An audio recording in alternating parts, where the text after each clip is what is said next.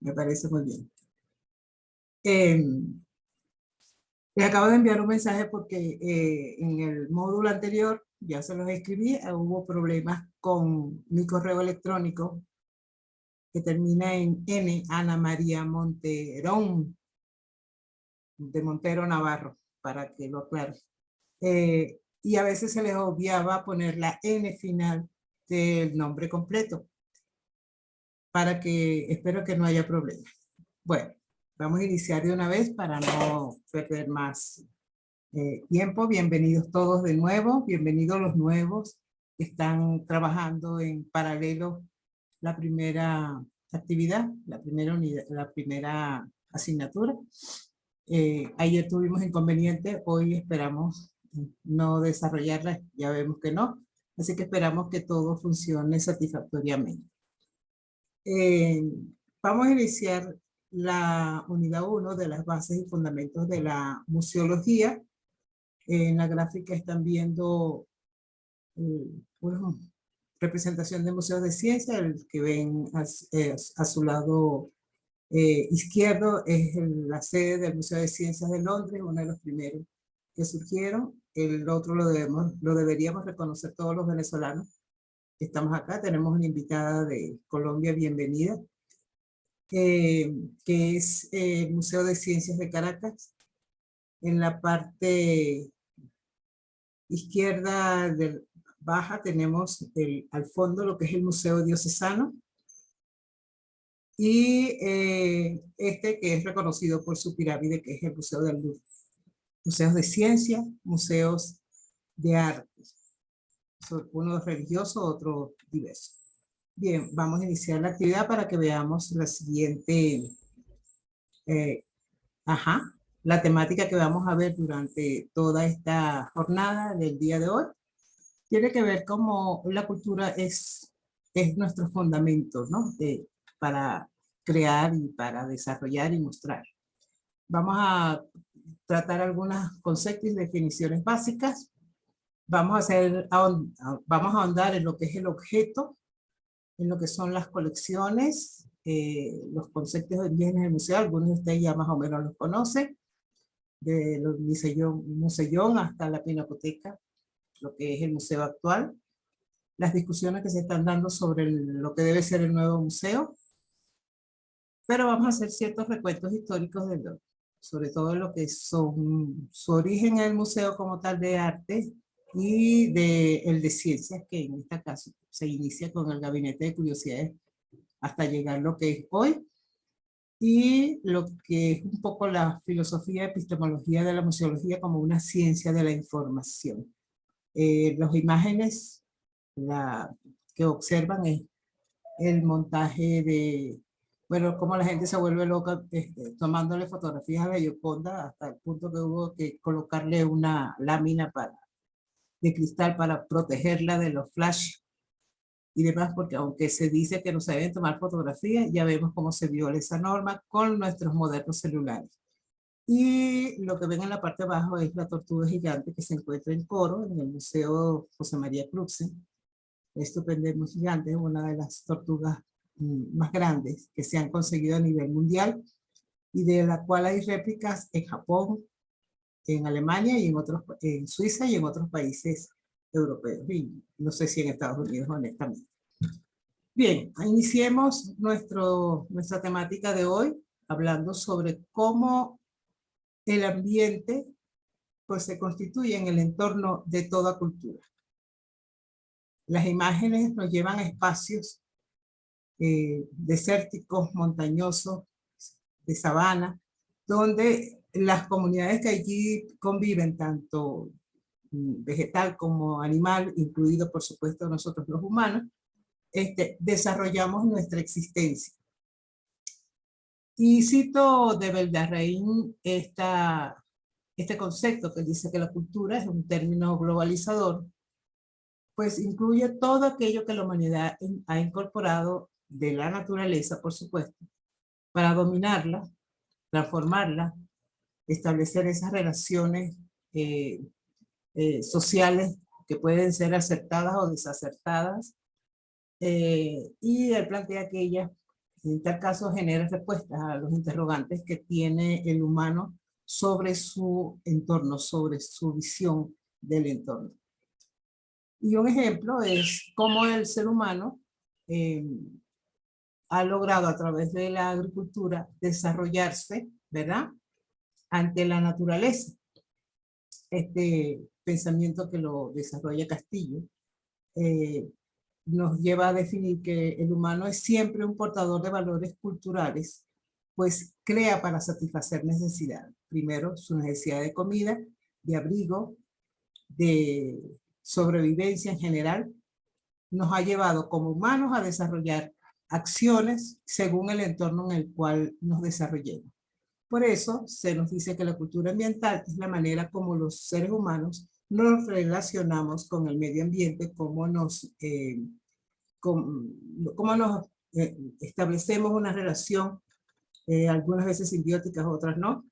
Y esto lo plantea Luisa Margarita Miranda en este texto, en el cual explica cómo es ese comportamiento, cómo se desarrollan esas creencias, y establece que la forma como el humano se condiciona a su ambiente, pues genera esa cantidad de respuestas que damos a nivel global y que inciden en la forma como se estructuran las diferentes culturas en el planeta, cómo desarrollamos nuestras creencias, cómo desarrollamos esas maneras de pensar, cómo creamos valores que nos identifican, y todos esos sistemas de organización que se han creado en el planeta para dar respuesta a esos entornos en los cuales el humano se siente.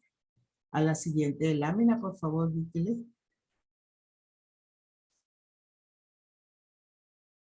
Wikeli, necesito definir el concepto de cultura. Ok. Bueno, en esto yo me baso en la teoría. Baja la lámina, por favor. Ah, gracias. En esto me enfoco en lo que es en la lámina superior, Wikeli, por favor. Ajá. Esa, por favor, céntrala bien. Gracias. Yo me baso en la teoría evolutiva, que explica que el proceso como los seres humanos nos adaptamos al ambiente y también las demás especies cómo se adaptan, somos animales todos, eh, eh, se van acomodando realmente y desarrollan modificaciones inclusive en su cuerpo, en su morfología y en su conducta, que los hacen más aptos para existir en esos entornos de vida. Por ejemplo, en las gráficas podemos ver tres ejemplos clásicos que son los que viven en las zonas heladas como el polo, en el norte en tal caso, las zonas de África, sobre todo las zonas de sabana, y en las selvas como la selva amazónica, que inclusive la vestidura, pero también cómo el organismo se va adaptando a esa circunstancia, a ese espacio ambiental. Entonces, todos los seres vivos, para enfrentar esos cambios que se pueden dar en esos medios, produce acciones, genera acciones que le van a permitir sobrevivir para enfrentar esos cambios. Y eso es lo que le lleva a definir si se queda o se va, porque, o sea, migra para poder establecer su sobrevivencia. Y eso pasa con todas las especies animales, incluidos nosotros, por supuesto. Ahora, la biología humana dice que en mayor medida esa adaptación biológica que nos permite aclimatarnos o acomodarnos a esos entornos, y que nos permite adaptarnos, disculpen el perro del frente, es para protegerse de esas adversidades que nos pueden afectar en un momento dado. Entonces, culturalmente, sencillamente se adapta y crea vestuarios, crea casas, crea espacios donde pueden realmente soportar ese entorno y adaptarse al mismo. Pero ese es un proceso que no siempre dura, o sea, no es corto, es algo que puede durar por largo tiempo y es lo que ha llevado a los cambios de la morfología de muchos seres. Por ejemplo, en los humanos nos adaptamos a las zonas de una alta incidencia solar, la piel se nos pone más oscura, la melanina ahí actúa, ¿verdad?, para proteger ese cuerpo, e inclusive esa melanina afecta no solo piel, sino el color de los ojos, de los cabellos, y eso es solo una respuesta a ese entorno geográfico que nos ocupa y que nos lleva pues a prepararnos para adaptarnos a ese entorno geográfico, ambiental, que de una u otra manera lo que nos permite es crear y generar cultura. Ahora vamos al concepto de cultura.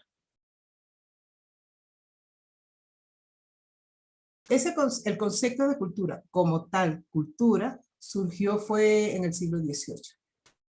Y es como a uno de sus compañeros decía, bueno, pero es que nosotros todo, nuestra cultura es pura Europa. Es que nosotros tenemos, por efecto de la conquista, la interpretación europea, y que no solo se da en América del Sur, se da en todo el planeta actualmente. En la interpretación europea es lo que define realmente todo ese proceso civilizatorio que se ha desarrollado a nivel mundial, tanto en el ámbito urbano como en el ámbito rural, y es lo que genera conciencia de nación. Esto incluye, este concepto incluye también a las civilizaciones antiguas, como la griega, como ahí lo refiere, la egipcia, la hindú, hasta la propia interpretación como país y aún como continente, e inclusive define las sociedades actuales, las sociedades euroasiáticas, la Unión Europea, lo que es el Reino Unido. O sea, todos esos países se definen cada uno como una cultura, y se desarrolló durante todos estos años, ¿verdad?, durante estos siglos, y nosotros como países latinoamericanos también nos definimos que tenemos una cultura particular.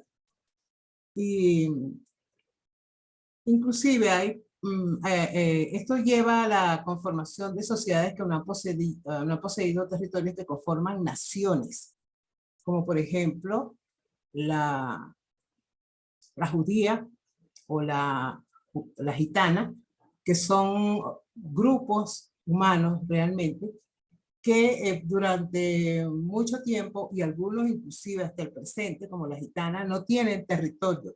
Sin embargo, tienen definida una cultura que les lleva a identificarse, a autoidentificarse como gitanos. Los israelíes, mientras no tuvieron la oportunidad de volver a su territorio, lo que es hoy el Estado de Israel, siempre conformaron una cultura, porque son las formas de comportamiento y de pensar, y eso incluye religión, incluye conductas, parámetros que los llevan a realmente a autodefinirse como una sociedad aparte, pues como una cultura diferente.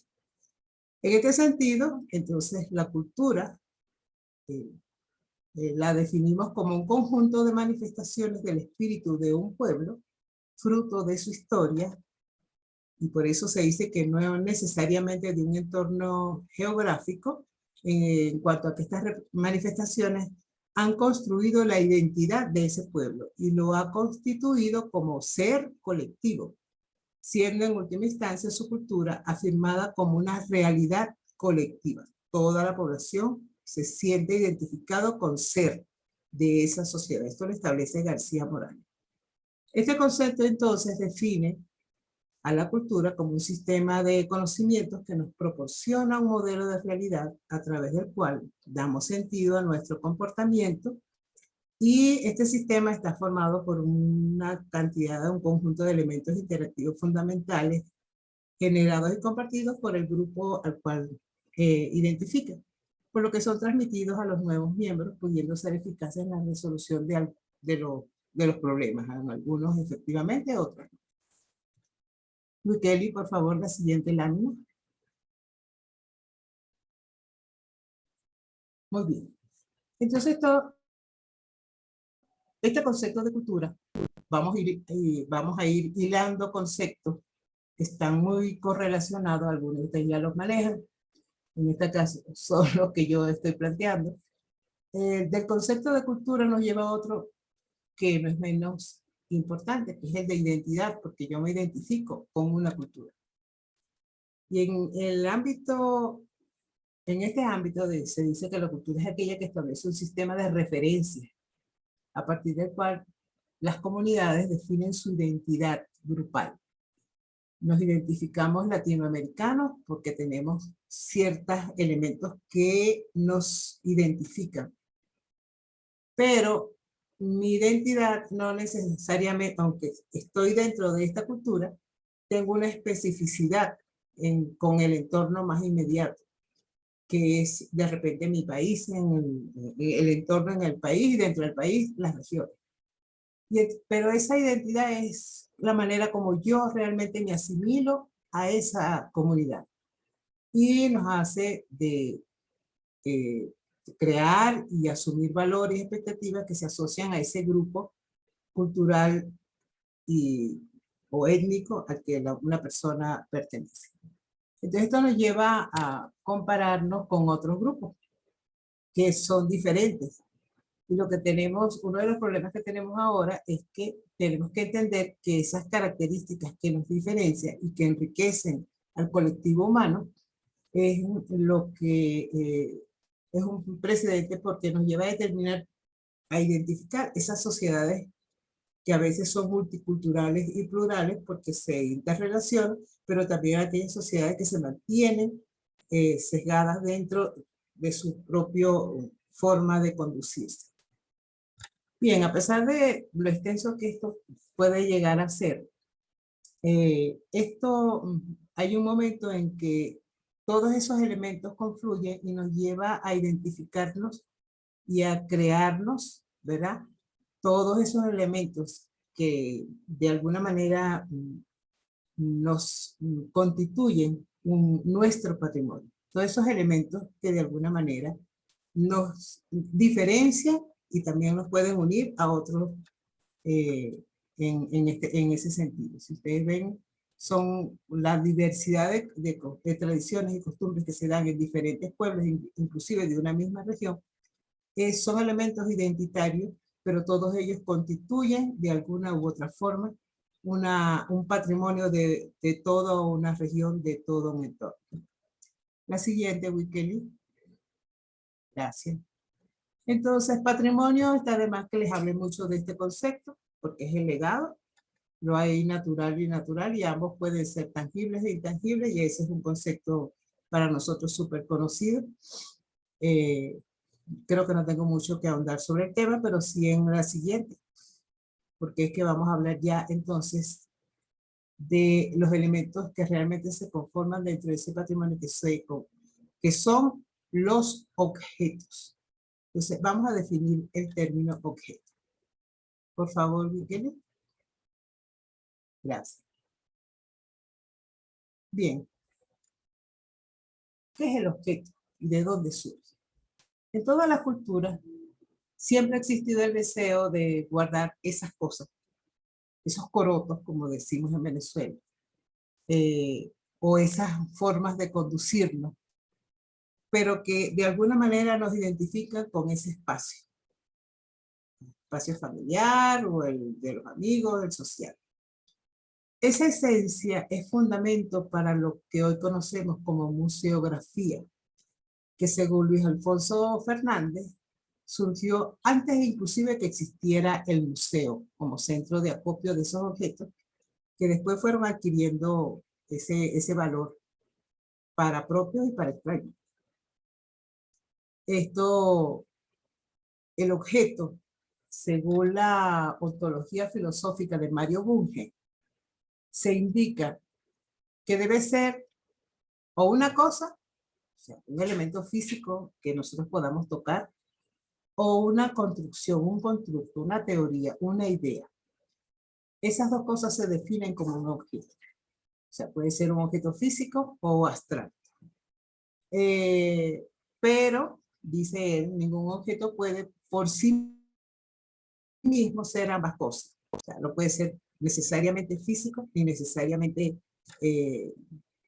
una construcción, una idea, ¿verdad? Sino que inclusive puede estar de alguna manera, se define, es decir, un objeto o bien es una cosa o bien es una construcción teórica, más la cosa, o sea, esa cosa es construido realmente por los humanos. Un humano es el que construye ese tipo, ese objeto. Según la Real Academia Española, el objeto es lo que puede ser materia de conocimiento o de sensibilidad de parte del sujeto. Apagar la cámara. ¿Perdón? Sí, Natalia. Ah. El sujeto inclusive es un objeto. Entonces, es lo que le da, ese concepto es lo que le está dando valor a las ideas y a las formas, a las piezas físicas que la persona puede crear. Por eso se dice que hasta el mismo sujeto es un objeto. Por eso nosotros cuando realizamos nuestros trabajos de tesis, las tesinas o investigación, hablamos del sujeto o del objeto. El objeto de estudio el objeto de estudio puede ser el hombre, el objeto de estudio puede ser una olla prehispánica. Esto es lo que define Mario Bunge como tal al objeto.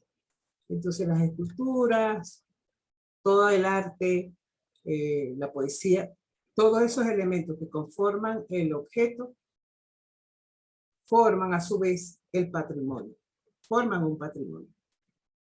Entonces, una vez que la siguiente lámina que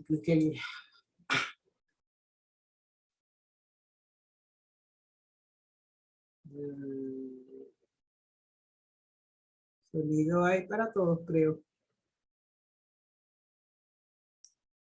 Bien, una vez que entendemos lo que es el concepto objeto, que parece complicado, pero es el que más, ese concepto de Bunge es el que más me acerco.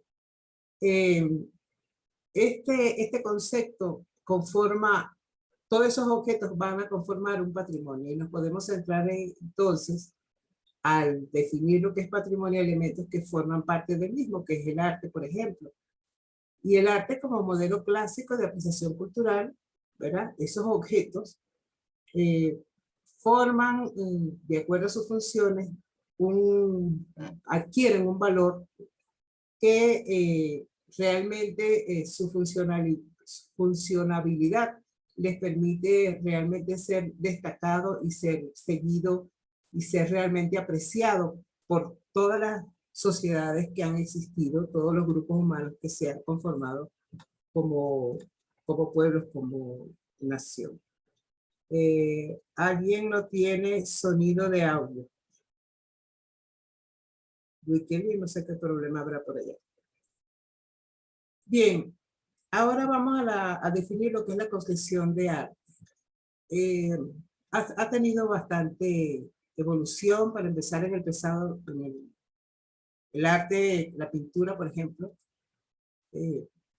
era reconocida, pero los artistas no eran considerados como grandes, o sea, no iban a satisfacer necesidades de las personas como de repente se sucedió más adelante, sino que ellos sencillamente, ellos pintaban según las necesidades de la persona que pedía la obra. O sea, realmente, Dios mío,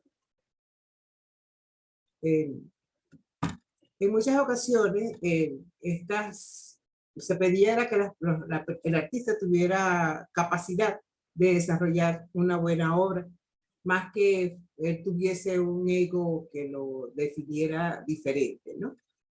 Inclusive, por eso hay una referencia aquí, se creaban los negocios familiares, el artista no era reconocido él como, en la pantalla abajo hay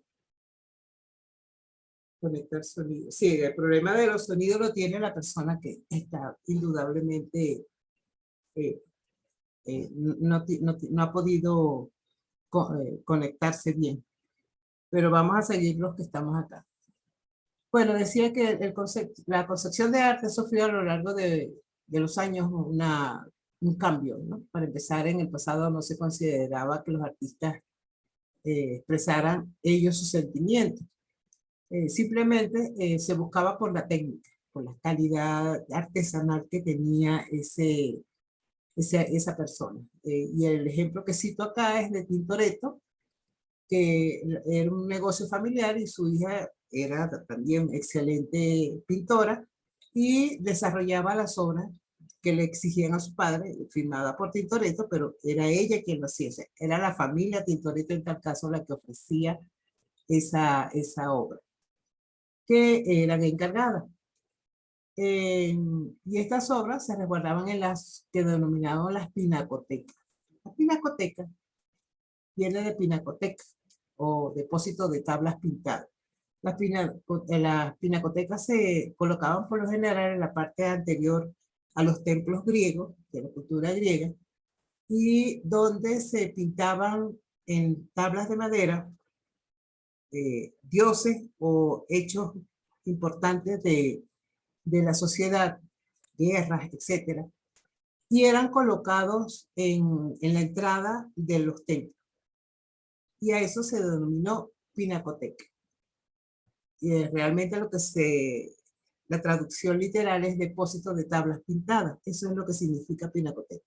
Pero con el tiempo, con el devenir del tiempo, el término fue quedando, pero ya definido hacia unas salas ya más establecidas y con más diversidad de obras, no necesariamente ya pintadas en tabla, sino que todo arte puede ser representado en una pinacoteca, pero especialmente pintura. Hoy día este concepto, ya lo indico, resalta mucho el valor de los artistas como tal. Ya no es solamente porque se le celebre un trabajo bien hecho, sino lo que representa esa obra y lo que representa ese artista. Entonces, allí han cambiado lo que son la estética, la funcionabilidad, el significado de las obras, su valor. Y así eso es lo que ha llevado a que el arte se convierta, como dice Robert Irwin, en un continuo examen de nuestra conciencia perceptiva y una continua expansión de la conciencia del mundo que nos rodea, porque el arte, la pintura, ya no solo es pintar dioses o pintar cosas bonitas, sino realidades. Pueden llegar a plantear realidades, pueden constituirse en un símbolo de protesta, de reclamo ante una situación o una sociedad determinada. Adelante.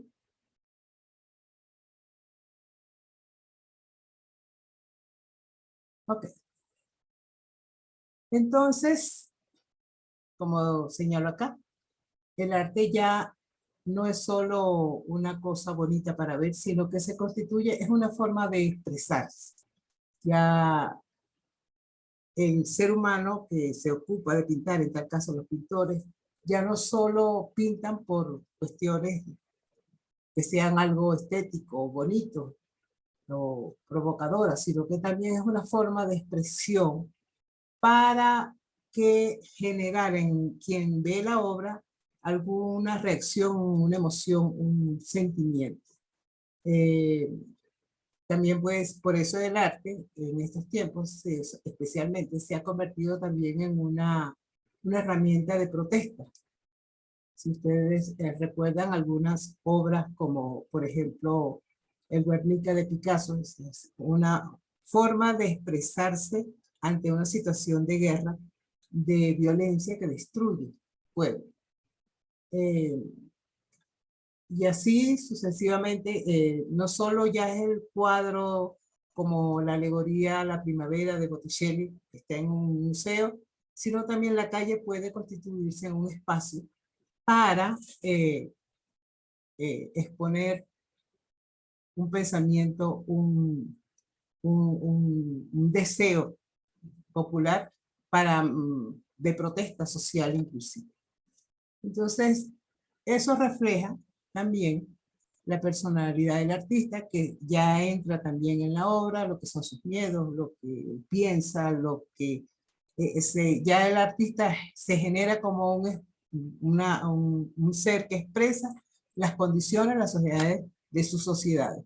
Y en este sentido ya va cambiando el espacio, ya no está encerrado el arte en un espacio definido, sino que ya se expande hacia a otros espacios, a otras realidades. Entonces, actualmente el arte es un medio para reflexionar, ¿verdad? Puede ser una acción terapéutica porque ayuda a las personas a definirse y a entender circunstancias y a conseguir inclusive paz. Es un medio que ejercita y entrena nuestra percepción de la realidad, puede transmitir todas las sensaciones eh, que una persona en un momento dado puede desear o sentir. Entonces, por ello es que él constituye el arte un medio de comunicación que de alguna manera nos puede llevar a identificarnos con el otro.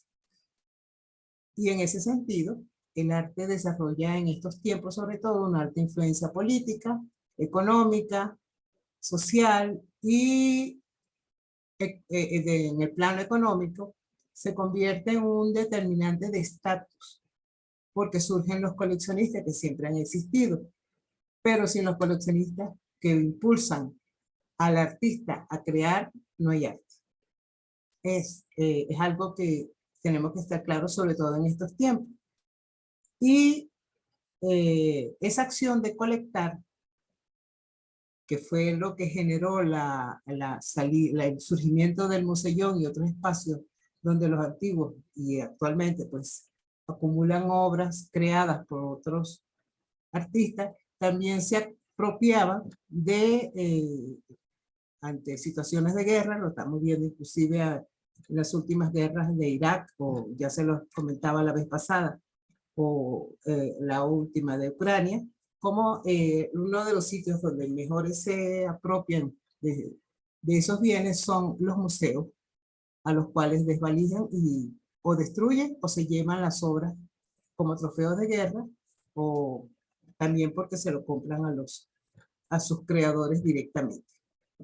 Seguimos, porque este último punto es importante porque está desarrollándose a nivel mundial. Siempre ha existido, pero ahora con mayor fuerza.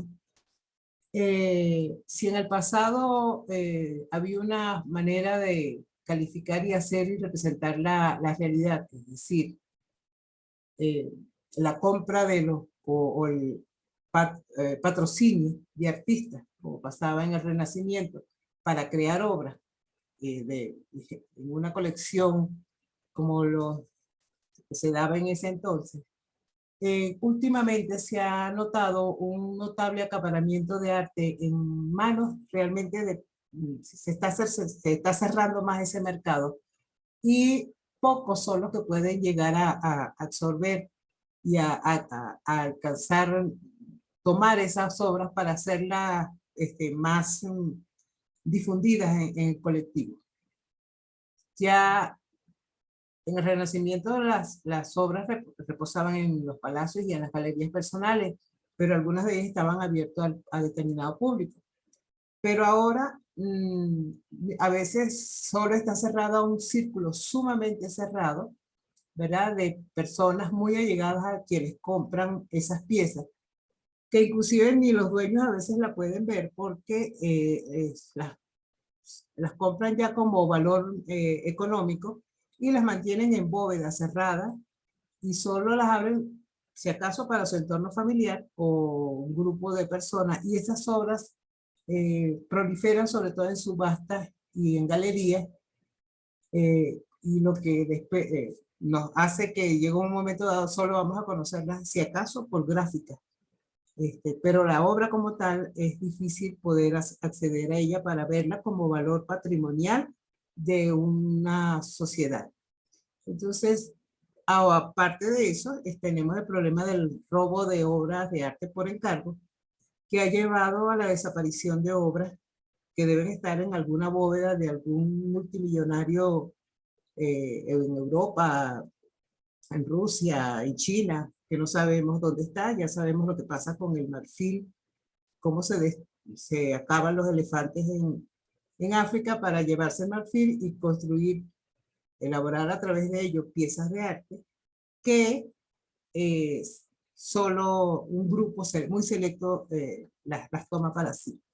Entonces el arte en estos tiempos, sobre todo, es un objeto de posición eminentemente económica. Y estamos en una situación que yo creo peor del Renacimiento.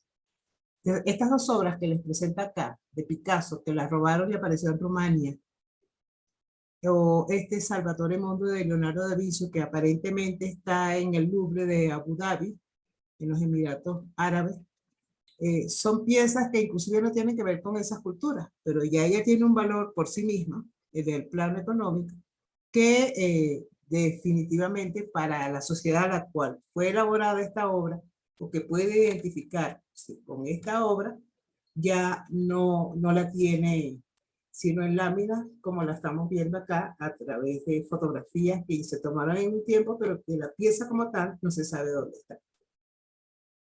Bueno, esto es lo que está pasando con las obras de arte en los últimos tiempos. Inclusive se roban de los museos las piezas y desaparecen. Entonces, ese es un reto que tenemos los museólogos en este tiempo, de asegurar la seguridad, pues valga la redundancia, de esos bienes que son patrimoniales de un pueblo, pero cualquiera se antoja de ellos y a través de estos mecanismos sencillamente se pierden. Bien, ahora vamos, ¿cómo surgen los museos de ciencia? Los museos de ciencia surgen de los gabinetes de curiosidades, que también se generaron en la Edad Media, a finales de la Edad Media y durante todo el Renacimiento. Debemos tener claro que esas obras de arte no solo constituyen la representación de la cultura de una sociedad, sino que son objetos que son llamativos, curiosos, y que son productos de la naturaleza, también han constituido siempre un elemento de interés para su búsqueda y obtención de conocimiento. Y entre ellos está, por supuesto, los denominados gabinetes de curiosidades o cuartos de maravilla que se crearon en Europa entre los siglos XVI, XVII y XVIII y tal vez antes, y que durante el Renacimiento en la Casa de Nobles y Burgueses existían esos espacios donde se colocaban esos objetos curiosos, raros, que generaba la naturaleza. Dentro de ellos se encontraban una cantidad de objetos de diferentes orígenes, animales, y una de las funciones era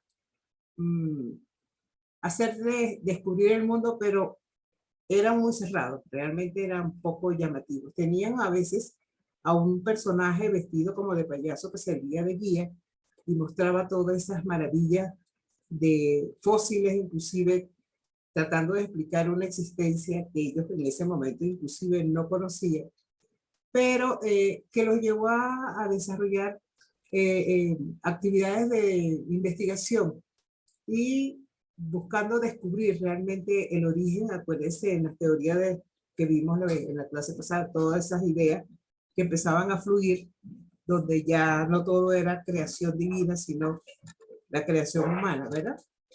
Entonces esos elementos empiezan a surgir y la idea era que esos gabinetes de curiosidades sirvieran para descubrir ese mundo, ¿verdad?, en el que se vivía, tratar de comprenderlo mejor y confirmar ciertas creencias populares que se habían elaborado en función de ello.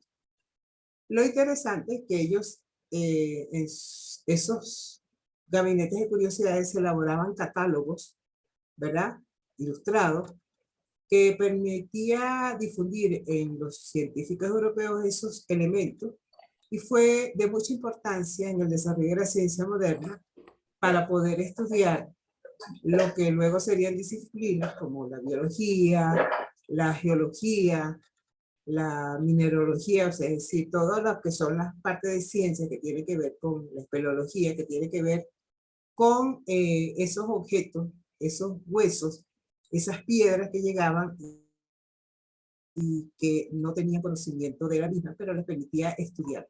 De allí surgen esa serie de disciplinas. La siguiente lámina, por favor, Miquel. Entonces, esos gabinetes de curiosidades, todos esos elementos son los que dan origen a los museos de ciencia. Surgieron originalmente separados los de arte y después con esa costumbre de tratar de separar y crear sectores del conocimiento. Entonces, estos gabinetes fueron el fundamento de lo que hoy conocemos como los museos de ciencia y tecnología. Estos fueron creados originalmente para los investigadores que organizaban esas colecciones para estudiarlo.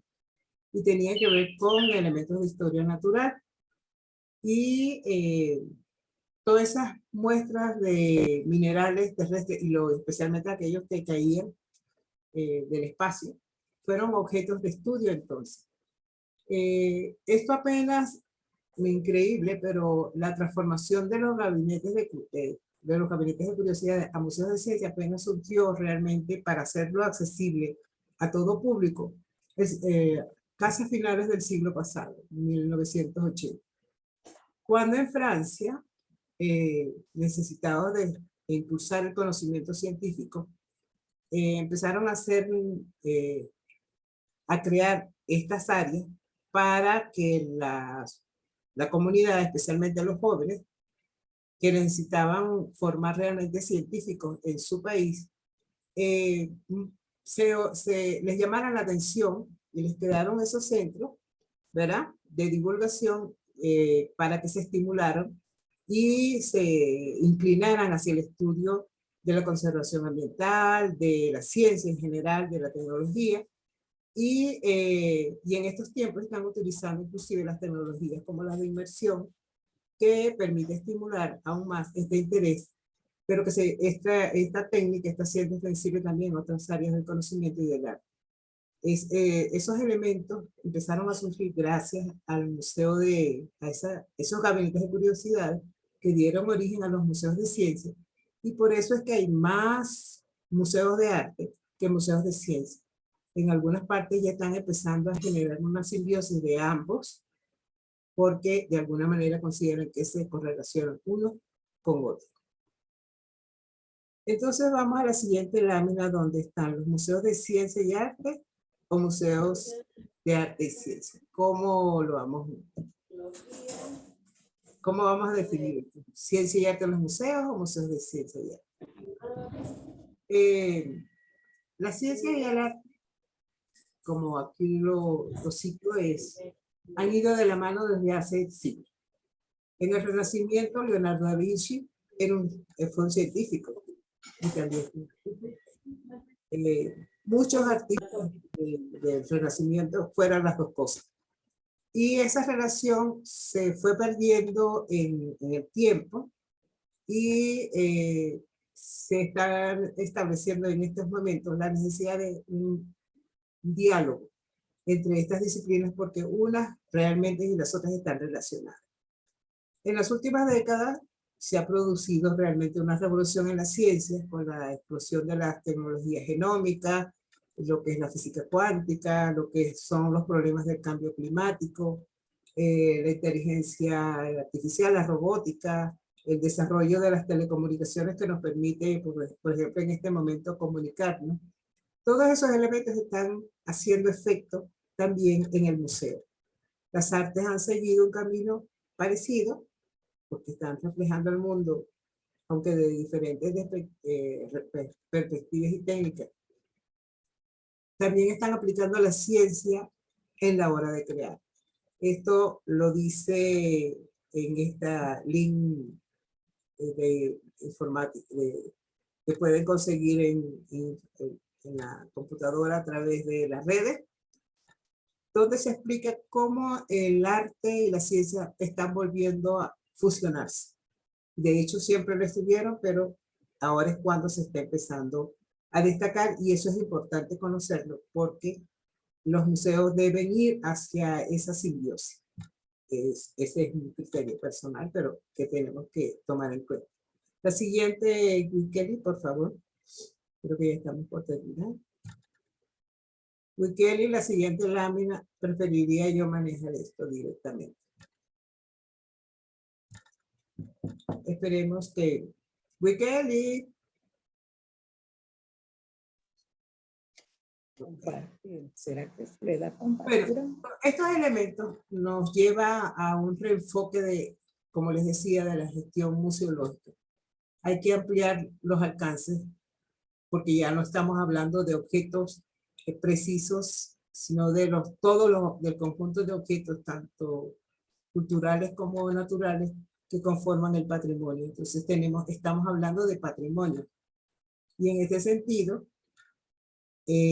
todo eso hay que generar todo un proceso para ampliar nuestro enfoque, ¿verdad? Nuestro enfoque museológico hacia esos dos elementos. Entonces, y fusionarlos porque al fusionarlos conformamos realmente un patrimonio. Pero esos patrimonios siempre se corresponden a determinadas comunidades y debemos incluir esas comunidades a las cuales ese patrimonio pertenece.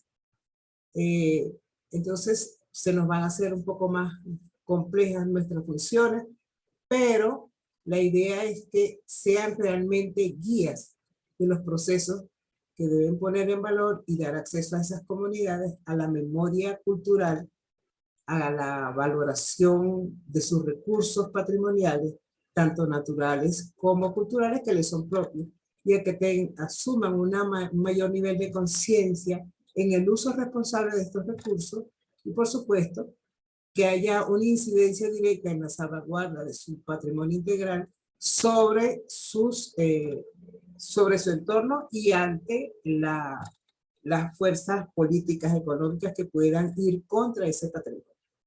Entonces, hoy se reconoce entonces que existe este patrimonio, es un binomio que es indisoluble, pues uno surge del otro y están en un solo ambiente. Entonces, desde este punto de vista, pienso que el patrimonio se puede reactivar y se puede constituir en una parte esencial de la identidad de una comunidad y de su desarrollo local, por lo cual se requiere mucha difusión para que haya un mayor conocimiento. Y mediante la estructuración, y eso se puede hacer mediante la estructuración de un guión que permita organizadamente explicar el valor e importancia de las exposiciones. Hay que saber manejar el guión. Y vamos a hablar del guión museológico. El guión a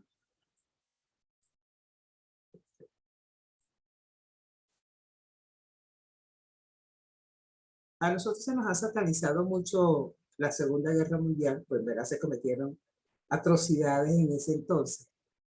Pero el guión, tal como lo conocemos ahora, realmente surgió en la Alemania nazi y en la Italia fascista. El fundamento para que toda exposición sea concebida para transmitir ideas a los colectivos surgió entre 1920 y 1930, en ese periodo y en esa región, con esos gobiernos. Y ellos tomaron como modelo las exposiciones que se realizaron en Londres y en París, de la gran exposición del arte, de la industria y el avance de las naciones en Londres en 1851 y luego en París, en la gran exposición de París de 1898, donde se expuso todo el alcance de la industria que se estaba desarrollando en ambos países. Entonces, ¿qué hicieron los nazis y los alemanes? Bueno, descubrieron que mediante la narrativa que se desarrollaba, ¿verdad?, muy conscientemente estructurada, se podía instrumentalizar la cultura y ponerla al servicio, en ese caso, de sus partidos.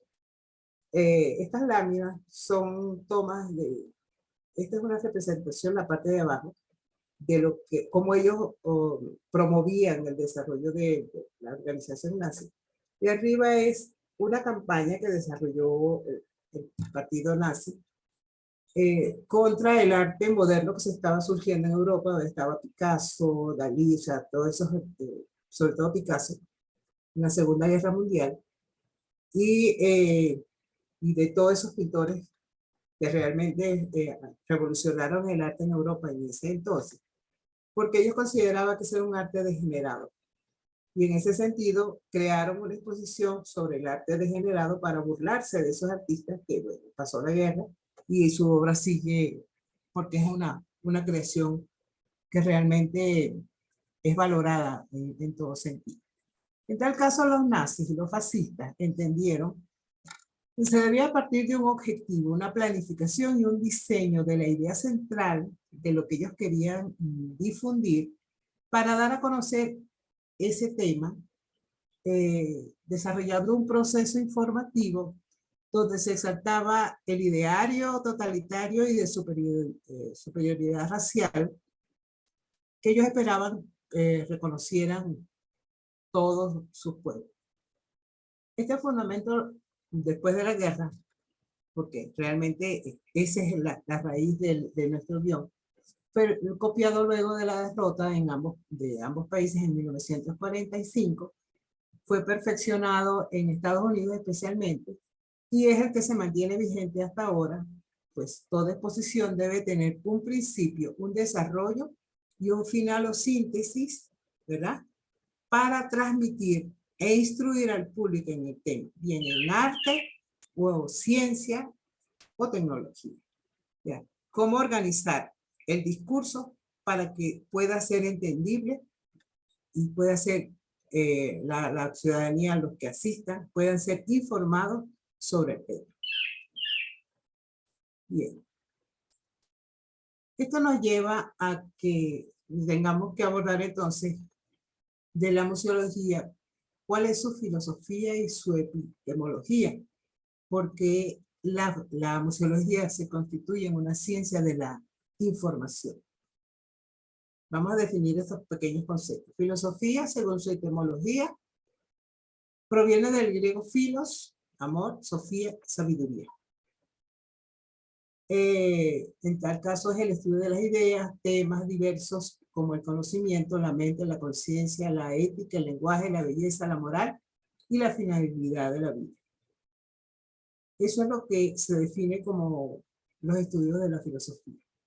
La epistemología es el estudio del conocimiento científico que comprende el análisis de sus conceptos más importantes, tales como lo que es la validez, lo que es la verdad, la fiabilidad, el método, la teoría, la hipótesis, la evidencia, la ley y todo lo que encierra, ¿verdad?, para definir realmente ese conocimiento. La palabra museo, ya lo expliqué, viene de Museión, que es el templo de las musas, y las de Zeus y de Demóside, diosa conocedora de los secretos de la belleza y del conocimiento. Fíjense la relación que hay de ello hasta ahora, por qué se llama museo.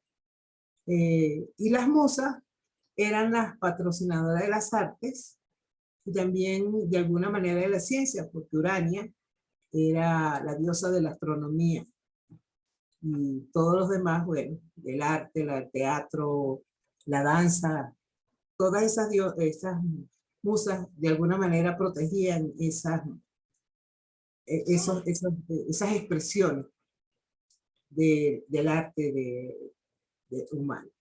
Entonces no es casual entonces que los repósitos de bienes, de estos bienes, se les conoce como museo. Esa es la función del origen de la palabra del museo. Ahora, lo que me interesa abordar en este momento es estos conceptos. ¿Qué es el concepto para que entendamos bien cuál es la función que tenemos como museólogos, ¿no? Comunicación es un proceso bidireccional. Requiere una interacción de dos o más personas. Es lo que conduce al diálogo, a la relación de una persona, una opina, otra responde, y otra da, y otra recibe. Ese proceso de realimentación, ¿verdad? La retroalimentación que se debe dar en una relación. La retroalimentación en los museos debe transformar, dicen museos de comunicación, pueden consultar a través de este enlace. Debe transformar, la idea es que los museos transforman a los visitantes y causen un intercambio de roles. El museo emite, pero también debe recibir información de sus visitantes. Sin embargo, para alcanzar este proceso comunicacional, por lo menos en Latinoamérica, no ha sido muy exitoso. Hasta ahora tenemos un problema de nuestra dirigencia a nivel estatal, que no ha podido históricamente entender, desarrollar esta institución para consolidar el conocimiento, ese conocimiento que se está concentrado en los museos. Y tampoco la ha integrado, no ha creado realmente un sistema, como existe en algunos países como Finlandia, donde la instrucción pública, los medios de comunicación, de difusión masiva, instituciones como las iglesias, las redes culturales, la televisión, los medios de comunicación, realmente conforman todo un sistema para alcanzar epistemológicamente este proceso bidireccional. Y eso se refleja como, bueno, en el comportamiento y en la calidad educativa y vida del colectivo. Hasta ahora, la que más sociedad se ha acercado a este principio es Finlandia. Realmente existe todo un sistema donde todo realmente está integrado. En Latinoamérica todavía nos falta mucho camino que andar. Ay, ¿qué pasó aquí? Entonces,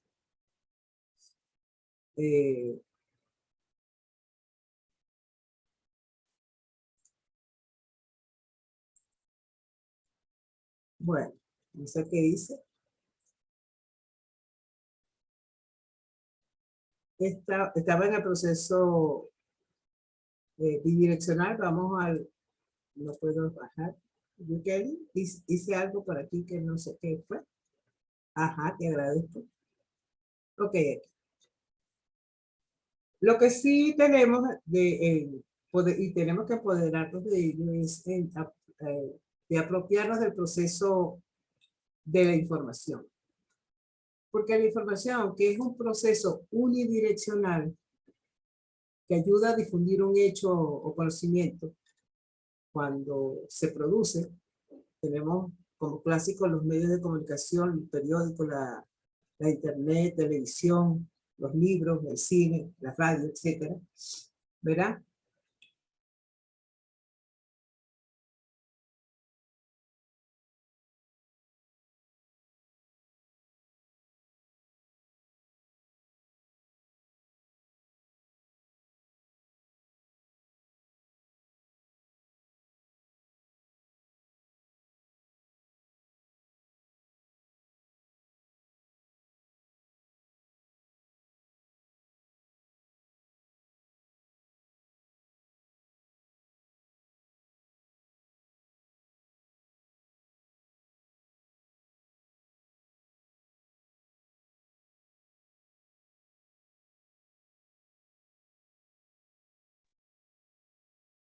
Buenos días, nos quedamos sin sonido.